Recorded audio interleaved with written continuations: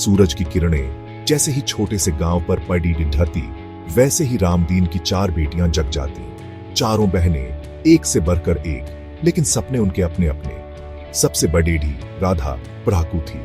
उसका सपना था अध्यापिका बनकर बच्चों को पढ़ाना। दूसरी बेटी सीता को गीत संगीत से प्रेम था, वह नामी गायिका बनना चाहती थी। तीसरी बेटी गीता चित्रकारी में माहिर थी, उसका सपना था एक दिन अपनी कला से सबका मन मोहना। सबसे छोटी मीरा बहुत ही फुर्तीली और बातूनी थी, उसका सपना था शहर जाकर नौकरी करना और अपने परिवार की मदद करना। रामदीन और उनकी पत्नी पार्वती अपनी बेटियों से बेहद प्यार करते थे। वे उनकी इच्छाओं को समझते थे, लेकिन उनकी आर्थिक स्थिति ठीक नहीं थी। खेती बाड़ी से मुश्किल से घर चलता था। बच्चों की शिक्षा और उनके सपनों को पूरा करने के लिए पैसे कहां से लाएं, यह सोचकर रामदीन चिंता में डूब जाते।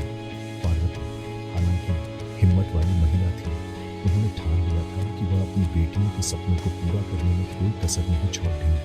उन्होंने कहा, जब तक हम तुम्हारी चिंता में, तुम मेहनत से पढ़ो और अपने सपनों को साकार करो। गांव के लोग अक्सर रामदीन और पार्वती को ताने मारते। 4 बेटियां हैं, किसके सहारे रहोगे बुढ़ापे में?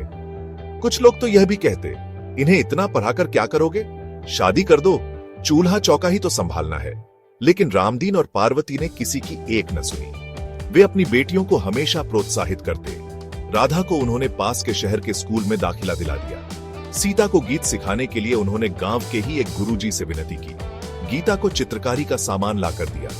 मीरा पढ़ाई में थोड़ी कमजोर थी, इसलिए पार्वती ने उसे घर के कामों में निपुण बनाना शुरू कर दिया। चारों बहनें भी अपनी माँ बाप का हौसला देखकर और भी मेहनत करने लगी। राधा पढ़ाई में बहुत तेज थी, उसने स्कूल में हमेशा पहला स्थान प्राप्त किया। सीता की आवाज में जादू था, धीरे धीरे उसकी गायकी के चर्चे गांव से बाहर भी होने लगे। गीता अपनी कला से सबको मंत्रमुग्ध कर देती। समय बीतता गया, राधा ने अपनी पढ़ाई पूरी कर ली और उसी स्कूल में अध्यापिका बन गई। सीता को शहर से गाने के प्रस्ताव आने लगे। उसने एक प्रतियोगिता में भाग लिया और पहला पुरस्कार जीता। गीता ने अपनी कलाकृतियां शहर की एक प्रदर्शनी में भेजी।